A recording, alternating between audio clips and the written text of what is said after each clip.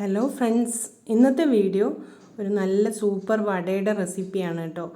പരിപ്പ് വട തോറ്റുപോകും ഇതിൻ്റെ മുന്നിൽ. നല്ല ടേസ്റ്റിയാണ്. ഇതെങ്ങനെയാണ് ഉണ്ടാക്കുന്നത് നമുക്ക് നോക്കാം. ഞാനതിനായിട്ട് ഒരു കപ്പ കഷ്ണമാണ് എടുത്തു വച്ചിരിക്കുന്നത്. ഒരു കഷ്ണം കപ്പ മതി കേട്ടോ. ഇത് നന്നായിട്ട് കഴുകി വൃത്തിയാക്കി ഗ്രേറ്റ് ചെയ്തെടുക്കണം.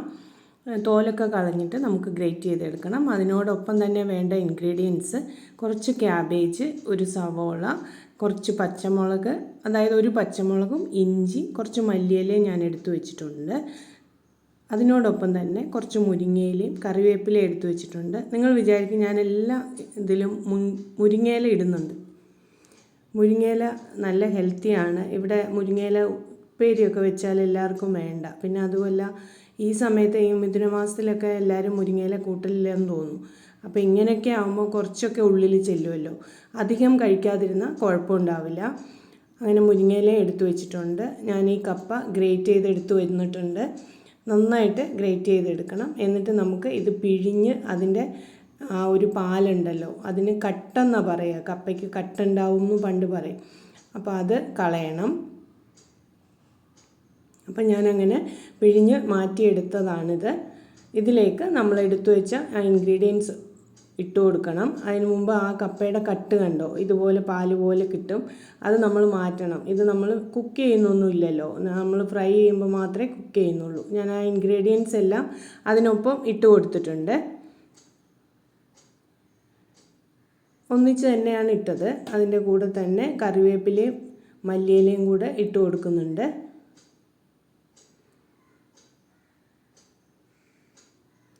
ഇനി ഇട്ട് കൊടുക്കുന്നത് കടലമാവാണ്. 2 ടേബിൾ സ്പൂൺ അളവിൽ കടലമാവ് ഇട്ട് കൊടുത്തിട്ടുണ്ട്. 1.5 സ്പൂൺ അളവിൽ കാശ്മീരി ചില്ലി പൗഡറും ഇട്ട് കൊടുത്തിട്ടുണ്ട്.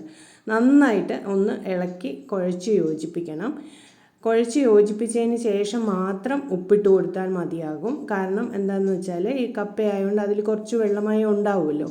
അപ്പം അത് നോക്കിയിട്ട് മാത്രം ഉപ്പിട്ടാൽ മതി. അല്ല ആദ്യമേ ഉപ്പിട്ടാൽ ഒരുപാട് വെള്ളം ഇറങ്ങും. അതുകൊണ്ടാണ് നമ്മൾ ഫ്രൈ ചെയ്യുന്നതിന് തൊട്ട് മുമ്പ് ഉപ്പിട്ട് കൊടുത്താൽ മതിയാകും. നല്ല ഉരുട്ടി ഇങ്ങനെ പരത്തുന്ന പരുവത്തിലാകുമ്പോൾ നമുക്ക് ഇത് ഫ്രൈ ചെയ്തെടുക്കാം. ഞാനങ്ങനെ നന്നായിട്ട് കുഴച്ച് വെച്ചിട്ടുണ്ട്. ഓയിൽ ചൂടാകാൻ വെച്ചിട്ടുണ്ട്. വെളിച്ചെണ്ണയാണ് ഞാൻ എടുത്തിരിക്കുന്നത്. ഹൈ ഫ്ലെയിമിൽ തന്നെ വെക്കണം. അങ്ങനെ ഞാൻ കുഴച്ച് പരത്തിയെടുത്തത് എണ്ണ ചൂടാവുമ്പോൾ, നന്നായിട്ട് ചൂടാവണം. നന്നായിട്ട് ചൂടാവുമ്പോൾ ഓരോന്നായിട്ട് ഇട്ട് കൊടുക്കാം.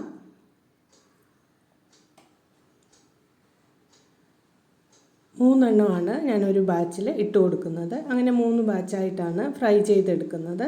നമ്മൾ തിരിച്ചും മറിച്ചും സാധാരണ വട ഫ്രൈ ചെയ്തെടുക്കും പോലെ തന്നെ ഫ്രൈ ചെയ്തെടുക്കാൻ പറ്റും.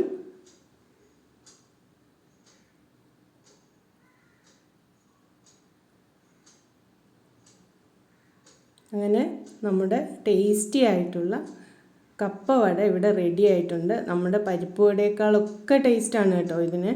ഓരോന്നിനും ഓരോ ടേസ്റ്റാണ്. ഓരോരുത്തർക്കും ഓരോ ടേസ്റ്റാണ് ഇഷ്ടമുണ്ടാവുക. നല്ല ടേസ്റ്റി ആയിട്ടുള്ളൊരു വട തന്നെയാണ്. ഈ മഴക്കാലത്ത് ചൂട് കട്ടൻ കാപ്പിയുടെയൊക്കെ ഒപ്പം കഴിക്കാൻ പറ്റിയ ഒരു വടയാണിത് കേട്ടോ. ഞാൻ അങ്ങനെ എല്ലാം ഫ്രൈ ചെയ്തെടുത്തിട്ടുണ്ട്. അപ്പോൾ ഇന്നത്തെ വീഡിയോ ഇത്രയേ ഉള്ളൂ. വീഡിയോ ഇഷ്ടമായാൽ ലൈക്ക് ചെയ്യണം, ഷെയർ ചെയ്യണം, കമൻറ്റ് ചെയ്യണം. Thank you.